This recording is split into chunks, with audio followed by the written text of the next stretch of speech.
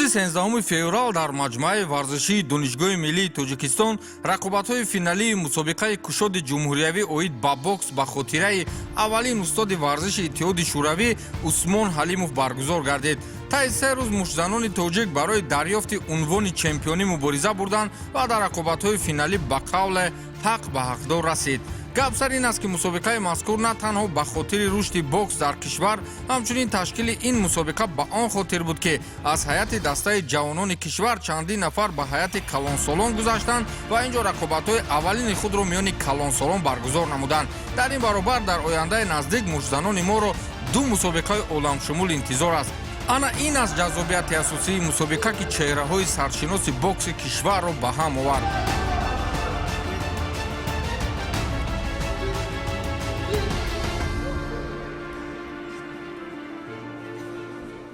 моҳи март ва апрел ду мусобиқаи байналмилалӣ ки яке ҷоми ҷаҳон мебошад ва дигаре чемпионати осиё мебошад.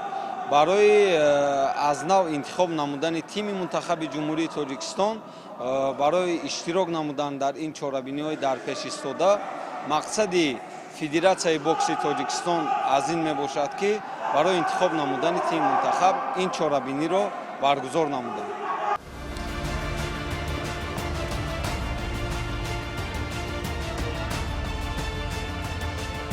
дар рӯзи финал аввалин рақобате ки мо тамошо кардем ин дар вазни 55 килограмм миёни Анушервон Фозилов ва Меҳроҷ Суфиҷонов буд. ҳарчанд пешгӯиҳо нисбати ғолибияти Меҳроҷ зиёдтар буд, аммо дар 3 раунд Анушервон тавонист ба пуррагӣ бартариятро ба даст гирад ва бо кулли оморҳо Меҳроҷро шикаст диҳад. ҳамин тавр Анушервон Фозилов аввалин ғолибияти худро дар аввалин финалаш миёни калонсолон ба даст овард. аммо чаро Меҳроҷ ин қадар рақобати заиф нишон дод?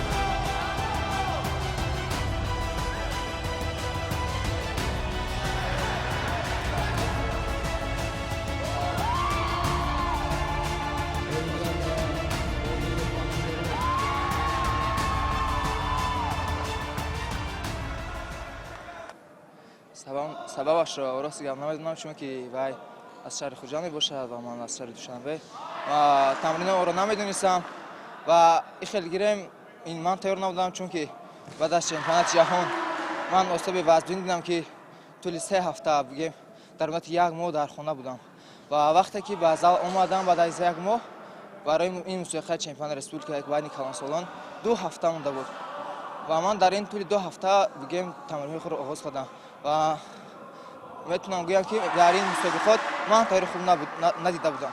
Анушервон Фозилов ки дар соли 2025 чемпиони Осиё шуда буд дар Шри-Ланка ва Суфиҷонов Меҳроҷ ҳам ҷоизадори чемпионати Осиё дар ҳамин Осиё шуда буд. аз сабабе ки вазнҳо ҳозир дигар шуд ва ҳарду варзишгари хубанд, варзишгари хуб мебошанд ва чӣ гуна ба ҳамагон маълум аст маҳорату як кордонии Анушервон Фозилов имрӯз ғолибият ба дасти Анушервон Фозилов шуд.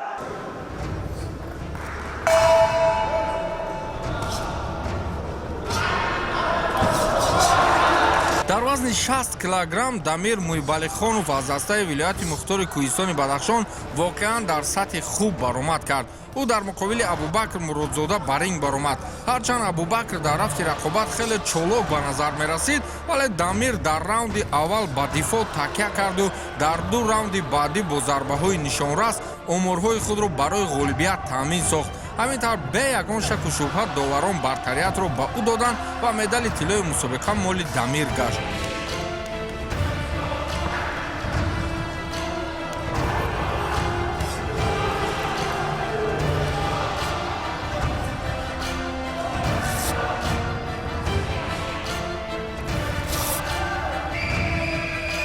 رقابت آخر آسان‌تر بود چون که رقیب پولفینالی کمتر سخت‌تر بود.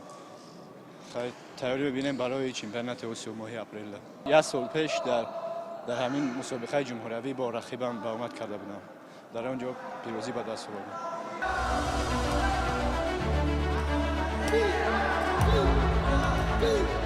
вазни 65 килограмм рақобати ҷаззобтарини мусобиқаро бароҳ монд.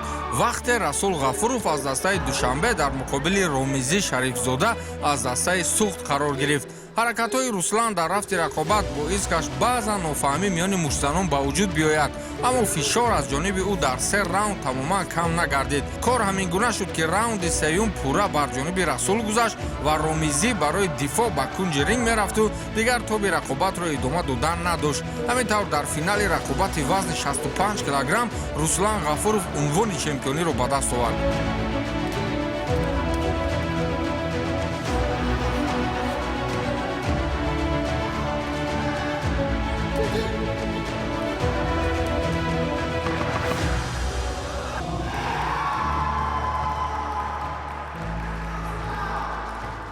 من در اینجا سزاوار مدال طلا گشتم و رقیب خودم رو رحمت میگم که این خیلی رقابت وزبین نشان دادم و من غالب آمدم.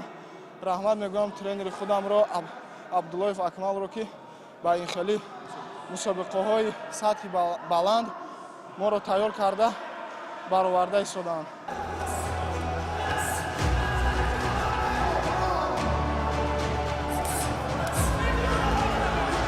шамшер саидов чеҳраи саршинос дар ҳоли ҳозир барои бокси кишвар дар вазни 70 килограмм мубориза мебурд. бо тай кардани роҳи мушкил билохира дар финал дар муқобили ҷамшед маҳмадов қарор гирифт.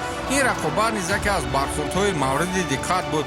ҳарчанд ҷамшед аз ҳисоби қомати баланд вадастони дароз андаке бартарӣ дошт, вале шамшер дар муқобили ӯ бо нақшаи махсус баромад.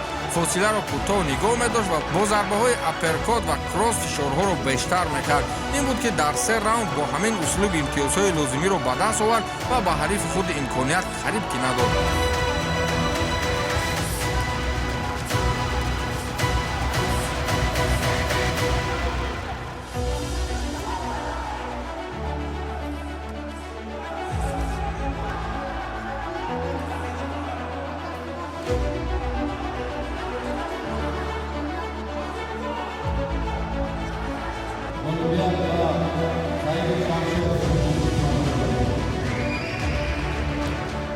аз ҳама рақобати сахт даври нимниёнӣ буд ки мо се раунд бокс карда ғолиб баромадем.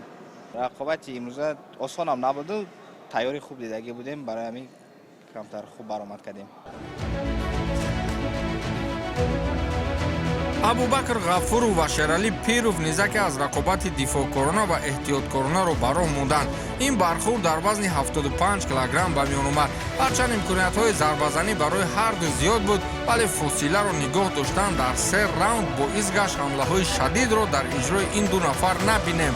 аммо бояд қайд намоем ки абубакр аз тими Мирзо Шамсиеву Баҳодур Усмонов дар ҷараён андаке оқилонатар мубориза мебурд ва барои дастболо шудан холҳои лозимиро ба даст меовард, махсусан дар раунди сеюм ки имкони зарбаҳои мустақим равон карданро пайдо кард ва доварон ҳам бартариро ба ӯ доданду билохира дасти ӯ боло бардошта шуд.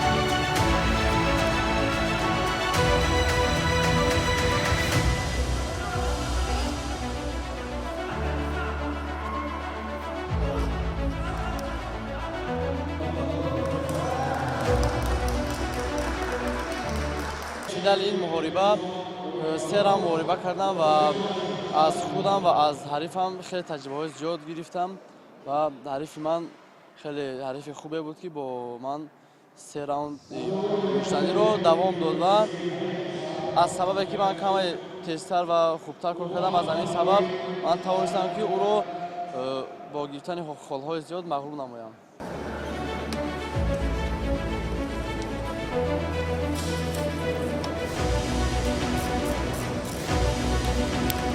ду чеҳраи ошнои дигар дар фазои бокси кишвар Некрус Салимов ва Абдумалик Болтаев дар вазни 80 килограмм рақобат намуданд. Абдумалик Болтаев аз шогирдони Мирзо Шамсиев ва аз шарикони толории Баҳодур Усмонов ба ҳисоб меравад. ҳадсу гумонҳо дар мавриди ин рақобат зиёд буд. раунди аввал бо фишорҳои Абдумалик оғоз шуд ва бо зарбаҳои ҷеб як рӯи Некрузро нишон мегирифт. ҳамчунин баъзан роҳи ҳаракати Некрузро маҳкам мекард ва имконияти зарба задан намедод. аммо дар раундҳои баъдӣ нақшаи Некрус Салимов иваз гардид. ӯ ҳаракатҳои худро бештар кард ва аз аксул ҳуҷумҳо кор мегирифт. дар ду раунди охир ҳам дифои мустаҳкам дошт ва ҳам зарбаҳои мустақими нишонрас. хулас ҳарчанд дар нисбати натиҷаи рақобат мушкил буд пешгӯӣ кардан, вале доварон дар охир бартариятро ба Некрус Салимов доданд.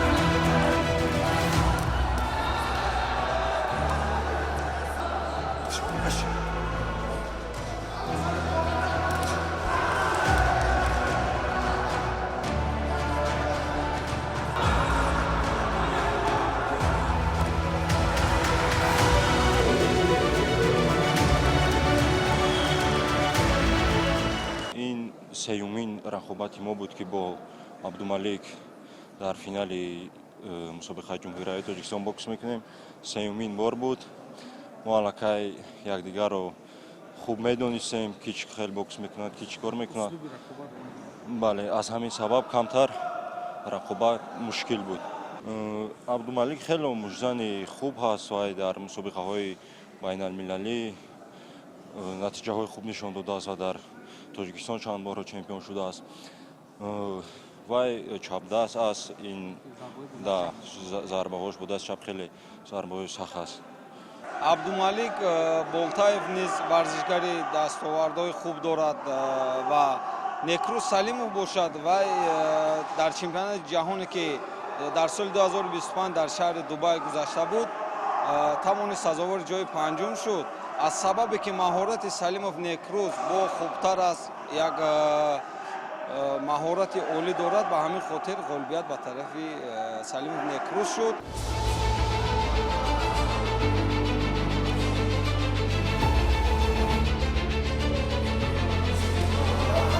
дар вазни 85 килограмм Баҳромбек Ҳотамов аз дастаи Суғд ва Аҳмадҷон Саидов аз дастаи Душанбе мубориза бурданд. дар рақобати эҳтиёткоронаи миёни ҳарду имтиёзҳои лозимиро Баҳромбек бештар ҷамъоварӣ кардааст. ҳарчанд дар ин бархурд ба ҳолати клинч рафтан аз ҳамлаву зарбаҳо зиёдтар буд, аммо дар раунди сеюм ҷазобияти бархурд боло рафт ва Баҳромбек Ҳотамов бо фишори баланд тавонист ҳарифро хаста намуда, ҳамин тавр бо зарбаҳои пайҳам имтиёзҳои заруриро ба даст оварду бо хулосаи доварон унвони чемпионии мусобиқаро моли худ кард.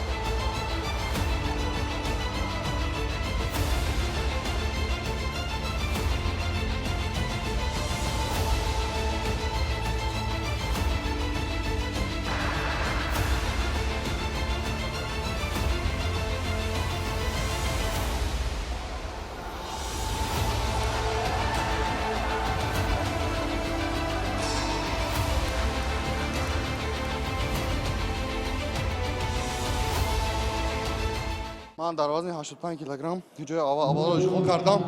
این خیلی مسابقه کلان است و برای ما تجربه کلان است و من در اینجا جای یکم اشغال کردم و به مسابقه دیگری بلندتر راه گرفتم. رقیب من تجربه بلند داشت و ما بسیار مشق کردیم، بسیار تیاری دیدیم و غالب برآمدیم.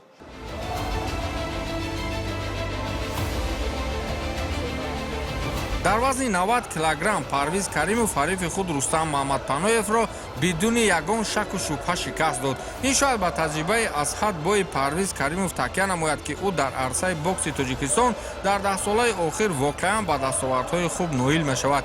Рустам бошад акнун ба сафи калонсолон пайваст ва дар рақобати аввалини худ дар муқобили як таҷрибадори пурқувват андаке роҳи рақобатро гум кард. дар се раунд бо бартарии комил ғолибият насиби Парвиз гашт ва боз як маротибаи дигар муштани дастаи Душанбе унвони чемпиониро дар мусобиқаи ҷумҳуриявӣ ба даст овард.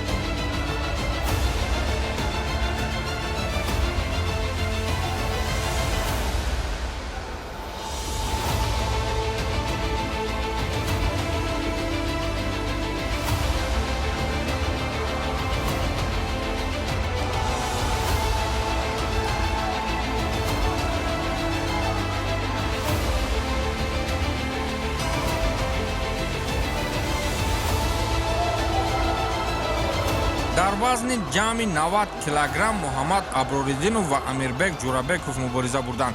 муҳаммад ки феълан хизмати ҳарбиро адо мекунад ба ин нигоҳ накарда дар финали мазкур аз беҳтарин ҳолати варзишии худ дарак дод. хеле оромона ва бо иҷрои нақшаи махсус ба пеш мерафт. зарбаҳои зиёд надошт, вале чанд зарбае равон кард ба ҳадаф расиданд. дар ин баробар қомати баланди ӯ ба амирбек имконият надод ки наздик шавад.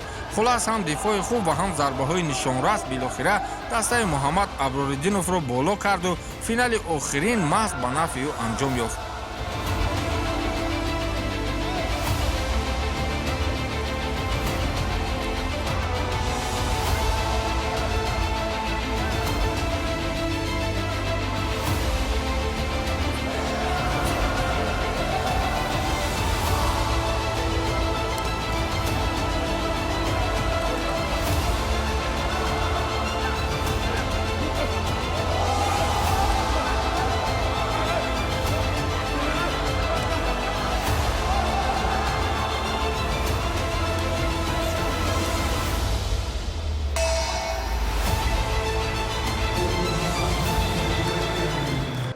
рақобат хеле хуб буд.